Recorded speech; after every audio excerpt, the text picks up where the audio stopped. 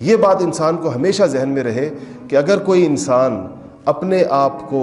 عام انسانوں سے ممتاز رکھنے کی کوشش کرے گا کہ میں 10 بندوں میں ذرا نمایاں نظر آؤں، میں ذرا اونچا نظر آؤں، تو اللہ تعالیٰ کو انسان کی یہ پوزیشن بالکل پسند نہیں ہے۔ اس ٹائم میں شاید وہ لوگوں کے نزدیک تو کچھ تھوڑا لوگ کو وہ سمجھ رہا ہوگا میں لوگوں کے نزدیک اونچا نظر آ رہا ہوں، لیکن اللہ کی نگاہوں کے اندر وہ اس وقت گرا ہوا ہوتا ہے۔ اس لیے یہ جو آپ اللہ والوں کو دیکھتے ہیں، میں نے اس میں جس کا میں کہہ رہا تھا کہ اپنی زندگی کے اندر میں نے اس کے اندر جو مناظر اپنے شیخ اور اپنے مرشد حضرت مفتی سید مختار الدین شاہ صاحب دام برکاتہم کے دیکھے، اور یہاں ہمارے بہت سارے ساتھی بیٹھے ہیں جنہوں نے ان کو دیکھا بھی ہے اور ان کے قریب بھی رہے اور بہت وقت بھی گزارا ہے، ہم نے سفر حضر میں ان کے ساتھ وقت گزارا ہے۔ میں نے یہ کیفیت زندگی کے اندر کسی کی نہیں دیکھی۔ ہم سفر کرتے جاتے ہیں، حضرت کے اجتماعات ہوتے ہیں، بڑے بڑے ہزاروں لوگوں کے اجتماعات ہوتے ہیں، سفر کے اندر جو سب سے بھاری اور مشکل چیز ہوتی ہے ہمیشہ خود اٹھا لیتے ہیں، حالانکہ ان کی عمر اب 70 سال کے قریب ہے، 66-67 سال عمر ہے، ہم سارے جوان لوگ ان کے ساتھ ہوتے ہیں، پھر ہم ان کے مرید ہیں، ہم ان کے شاگرد ہیں، تو یہ دیتا ہے کہ ہم لوگ آگے لیکن ہمیں ہاتھ نہیں لگانے دیں گے۔ سب سے کبھی یہ نہیں ہوا، میں سفر میں یاد نہیں کہ ان کے ہاتھ خالی ہوں اور ہمارے ہاتھوں میں کچھ ہو، اس بات کو بالکل بھی نہیں مانتے۔ کہتے ہیں جس طرح تم لوگوں کے ہاتھوں میں کچھ ہے اگر کسی کے، تو میرے ہاتھ کے اندر۔ اور سب سے اونچی چیز کو عام طور پر ہم جب جاتے ہیں، اس طرح ہوا بھی ہم لوگ مدینہ منورہ میں تھے، تو ایک مکہ مکرمہ کے اندر تو ایک بہت بڑے بزرگ تھے حضرت مولانا عبدالحفیظ مکی صاحب رحمۃ اللہ علیہ، ان کا انتقال ہوا 1 سال پہلے، تو حضرت نے فرمایا کہ ہم ان کی تعزیت کے لیے جائیں گے۔ تو ان کے صاحبزادوں کو پتہ چلا، وہ حضرات 3-4 نسلوں سے مکہ مکرمہ میں ہی مقیم ہے، سعودی نیشنل ہے، اور وہاں بہت بڑا نظام ہے ان کا، خانقاہ ہے بہت ہے۔ تو ان کے صاحبزادوں کو پتہ چلا، میں نے فون کیا ان کے صاحبزادوں کو، ان کے جانشین کو، میں نے کہا حضرت تعزیت کے لیے تشریف لائیں گے، کون سا وقت مناسب ہے؟ تو انہوں نے فوراً کہا کہ جی ہم گاڑیاں لے کر آ رہے ہیں اور یہ کریں۔ تو حضرت نے مجھے کہا کہ ان کو منع کر دیں، اگر وہ آئیں گاڑیاں لے کر پھر ہم جائیں تو یہ تو تعزیت نہ ہوئی، یہ تو خود کسی کو بلا کر اس کی تعزیت کرنا ہو گیا نا، کہ آپ آئیں ہم آپ سے تعزیت کرنا چاہتے ہیں، تو یہ تو کوئی بات نہ ہوئی۔ تو کہا ہم خود جائیں گے۔ تو میں نے کہا ٹھیک ہے، میں ان کو منع کر دی، میں نے کہا آپ نہیں آئے، حضرت نے منع فرمایا اور ہم خود آئیں گے آپ کے گھر۔ تو ہم تو باہر نکلے، حضرت کے بڑے بڑے 3-4 بڑے خلفاء بھی ساتھ تھے، حضرت مولانا سعید اللہ شاہ صاحب دام برکاتہم ساتھ تھے پشاور والے، اور حضرت مولانا عبدالغفار صاحب ہمارے جامع فریدیہ والے ساتھ تھے، اس طرح کچھ اور لوگ بھی تھے۔ تو ہم نے ایک ٹیکسی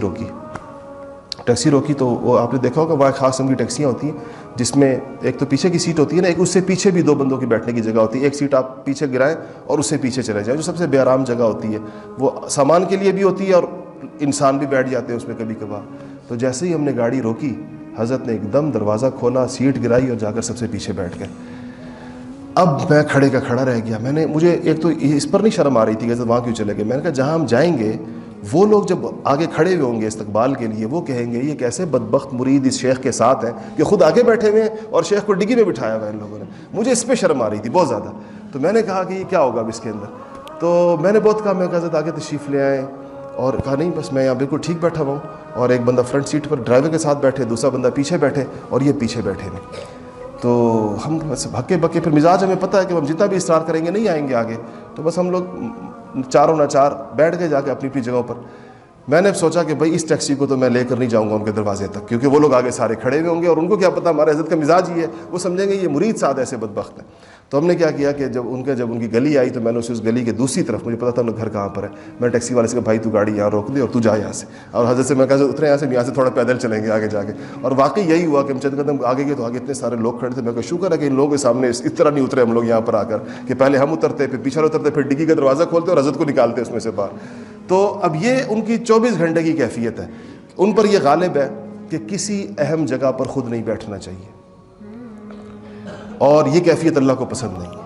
اللہ کو وہ بندہ پسند نہیں ہے جو اپنے لیے، اپنے دوستوں، اپنے ساتھیوں، اپنے بے شک اس کے چھوٹے، ہم تو سارے عمر میں، علم میں، مرتبے میں، ہر چیز میں چھوٹے، کسی بھی اعتبار سے برابر نہ ہو، ان سے بھی انسان پر یہ کیفیت غالب ہوتی ہے۔ اس کی وجہ کیا، میں اس پر سوچتا رہتا ہوں یہ وجہ کیا ہوتی ہے۔ اس کی وجہ یہ ہوتی ہے جب انسان مخلوق کی آنکھوں سے بے پرواہ ہو جاتا ہے اور خالق کی نگاہ کا اس کو خیال ہو جاتا ہے۔ ایک ہے مجھے اور آپ کو نا ہر وقت یہ احساس ہوتا ہے یہ جو آنکھیں مجھے دیکھ رہی ہیں یہ کیا سوچ رہی ہیں۔ بعض لوگوں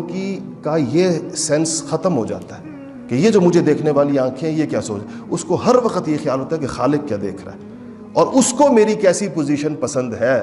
مجھے کس حالت میں دیکھ کر وہ میرے اوپر زیادہ مہربان ہوگا، مجھے کس حالت کے اندر دیکھ کر وہ مجھ سے زیادہ خوش ہوگا، مجھے کس حالت کے اندر دیکھ کر وہ مجھے زیادہ عطا کرے گا، زیادہ دے گا، تو وہ پھر اپنے آپ کو اس حالت کے اندر رکھتا ہے بندہ۔ اور لوگ کیا کہیں گے یہ اللہ تعالیٰ نے ان کو اس سے بے نیاز کر دیا ہوتا. دیکھنے والا کیا کہے گا، کیا سوچے گا، اس کے دل میں کیا آئے گا، اس کو خیال کیا آئے گا، اللہ جل شانہ نے ان لوگوں کو اس سے بے نیاز کر. یہ حقیقی تواضع اس کو کہتے ہیں. اصل تواضع یہ چیز ہے جو اللہ تعالیٰ کسی کے اندر اگر پیدا فرما دے. اور یہ اتنی اسی پر حضور نے فرمایا کہ من تواضع للہ، جو اللہ کے لیے جھکے گا رفعہ اللہ، اللہ اس کو اٹھائے گا، اللہ اس کو اونچا کرے گا، اللہ تعالیٰ اس کو اوپر لے کر جائے گا. اور آپ یقین کریں کہ ہم دیکھتے ہیں جو عزت، جو قدر و منزلت دل کے اندر آخری درجے کے اندر ان متواضعین کی انسان کی ہوتی ہے، کبھی بھی کسی متکبر کی نہیں پیدا ہو سکتی انسان کے دل کے اندر.